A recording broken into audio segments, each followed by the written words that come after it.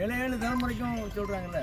அப்போ நம்ம ஒரு தலைமுறை அம்மா அப்பா ரெண்டாவது தலைமுறை தாத்தா பாட்டி பூட்டன் பூட்டி ஓட்டன் ஓட்டி செய்யோன் பரம்பரை. இப்போ 7 தலைமுறை வந்தது தான் பரம்பரை. ஆமாம், 7 தலைமுறைக்கும் இந்த 7 தலைமுறைக்கும் உட்காந்து சாப்பிட்றதுக்கு சொத்து வச்சுக்காண்டாங்கிறாங்களே. 7 தலைமுறை யார்? இன்னொன்று இருக்குல்ல, இதுதான் இந்த 7 சொல்கிறாங்க இல்லையா, 7 இது சொல்கிறது ஜீன்ஸ் வந்து நம்ம உடம்புல ஜீன்ஸ் வந்து ஒரு இப்போ நீங்கள் இன்னைக்கு இருந்தீங்கன்னாக்கா உங்களுக்கு பறையாக இருக்க பாருங்க, அந்த இது வரைக்கும் தான் ஜீன்ஸ் பரம்பரை குணம்லாங்கிறாங்கல்ல. அதுக்கப்புறம் போகாது. நம்முடைய பாட்டையும் பூட்டை காலத்துக்கு அதுக்கு பின்னால் உள்ள அவனுடைய குணமாக இருக்கும்.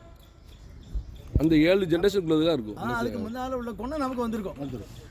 அந்த 7 தலைமுறை அவருக்கு அதுக்கப்புறம் வராது. பிறவி குணம் எங்கள் அப்பாவுக்கு அப்படி ஒன்றும் இல்லையே, எங்கள் தாத்தா கிட்ட ஒன்றும் இல்லையே. அந்த மாதிரி பரம்பரை குணம் அப்படிம்பாங்க. அப்படின்னா பரம்பரை அவங்க 7 தலைமுறைக்கு முன்னால் உள்ள குணமாக இருக்கலாம். அதனால் உனக்கு